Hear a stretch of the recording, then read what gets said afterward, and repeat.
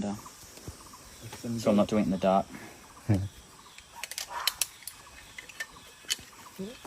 อาจารย์แปลให้ฟังนะครับ เดี๋ยวสิลงไปเฮ็ดระบบข้างล่างแองเกอร์ข้างเทิงเรียบร้อยแล้วเดี๋ยวต้องใส่ตัวซอยลงไปอีกข้างล่าง Thanks, man. ใช่ไหมครับ ใช่ทำงานบางเที่ยแล้วซีเรียสทำไมเนาะ Smoky. Oh. โอ้ So my foot เฮ้ย straight down. มันมองลงเลยขึ้นมา ใหญ่เลย โอ้ Yeah. Maybe 8 to 10 meters down. Okay. Straight from here down. ก็คือประมาณ8 ถึง 10 เมตรหลบดิ่ง มันเป็นภารกิจที่เราไม่ได้สำรวจแค่ในถ้ำแต่เป็นภารกิจที่เราต้องสำรวจเหนือเขานะครับ เพื่อทำเส้นทางคอนทัวร์ระหว่าง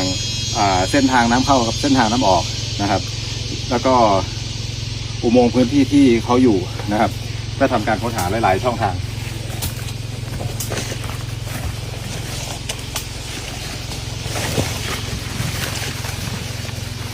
อยากจะห้องน้ำสังคม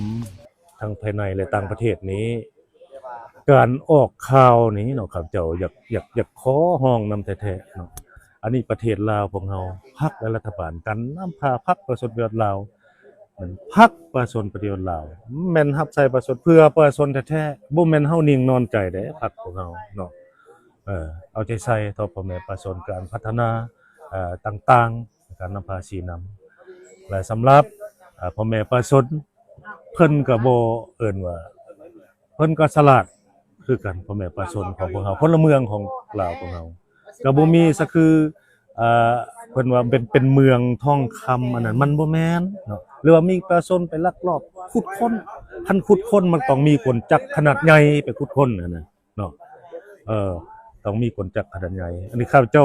ขอเว้านั้นซะเวลาออกสื่อบ่แม่นเมืองทองคำก็บ่แม่นคนจีนต่างประเทศมาจ้างไปเท่านั้นเท่านี้ยวนเท่านั้นเท่านี้มันบ่มีเนาะมันบ่มีความจริงแนวนั้นอันนี้นี่มันบ่แม่นการขุดค้นเฮาเข้าใจความหมายและนิยามคำว่าขุดค้นมันต้องมีกลจักรมีอะไรอันนี้มันเอาจกเอาส่วนมันไปขุดซื่อๆไปขุดอันนี้แบบเอิ้นว่ามันบ่แม่นอันน่ะแบบเป็นทางการแบบบ่อันนั้นน่ะมีกลจักรขนาดใหญ่อะนะแบบหัตถกรรมพื้นบ้านเฮานี้ลักษณะแบบว่าความไปซอกอยู่หากินเลยเห็นอันนั้นหั่นอันซั่นแล้วเฮาขอยืนยันว่าจะบ่แม่นเมืองทองคำจะบ่แม่นการขุดค้นเรื่องอันนี้ก็บ่แม่นว่าการลักลอบเรื่องกฎหมายเว้าเรื่องกฎหมายนี่เอิ้นว่าเพิ่นก็หลายกฎหมายนับแต่สิ่งแวดล้อมต่างๆเนาะเรื่องบ่อแฮกันหลายกฎหมายคันซั่นนี่พวกเฮาก็ระดมและพ่อแม่ประชาชนทั้งบริษัททุกคนพลเมืองลาวนี่ว่าเฮ็ดแนวใดเพื่อรักษาธรรมชาติของเฮานี่ไว้และให้พร้อมกันนำใช้แต่ให้มันยืนยงบ่ให้กระทบสิ่งแวดล้อมกระทบก็คือกระทบพลเมืองแถวนี่เนาะอันซั่นก็บ่ให้ภัยและไปขุดไปกวนนะเอิ้นว่าเรียกร้องและบ่อยากให้สืบต่อขุดกวนอันนี้เพราะว่ามันเป็นภัยธรรมชาติเพราะเฮาก็อาศัยธรรมชาติอันซั่นเพื่อนำใช้ธรรมชาติให้เกิดผลประโยชน์สูงสุดอันรวมหั่นเนาะแล้วให้นำใช้ธรรมชาติให้ยืนยงเนาะก็หลายๆปีนั่นแหละอันซั่นผู้ที่อันลงข่าวนี่ก็ให้ยังให้กันตองข้างแน่อันนี้อันที่1ครับเจ้าของอันที่2ผู้บริโภคข่าวนี่ให้ฟังเอิ้นว่าข่าวกลาง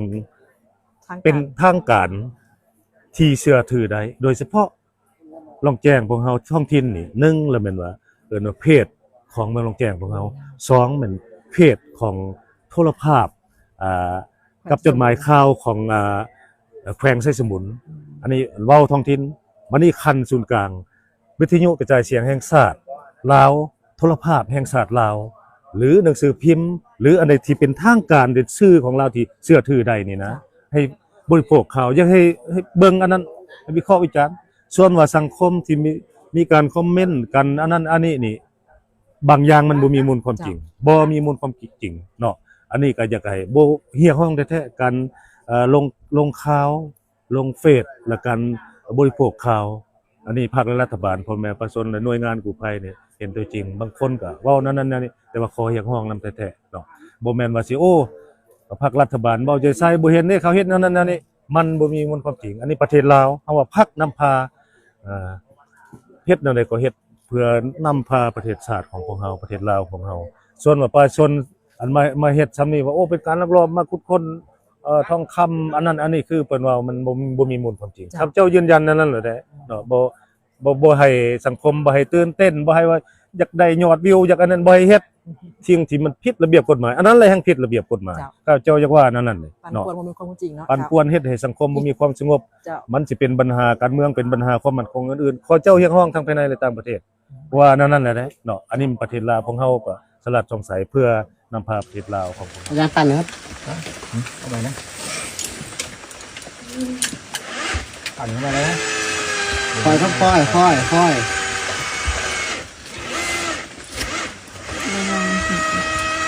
ค่อยค่อยค่อยค่อย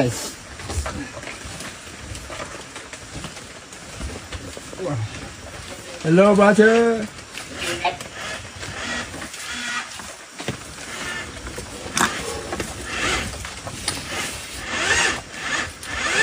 โอเคดึงเลยใส่กรงแมวเหรอ เป็นอาจารย์ติดโคอยู่ เว้ยเว้ยเว้ยเว้ยเว้ยเดี๋ยวไนค์ จ้ะ ไอ้ข้าวโพด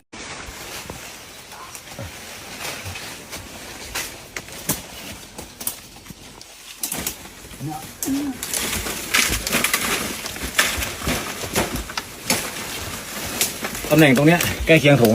4โถง 4ที่จะตัดไปโถง 5อันนี้คือใกล้เคียงนะโถง 5ที่ทั้ง5คนเขาติดอยู่ แล้วก็เราจะลากคอนทัวร์ไปยังโถงที่คาดว่า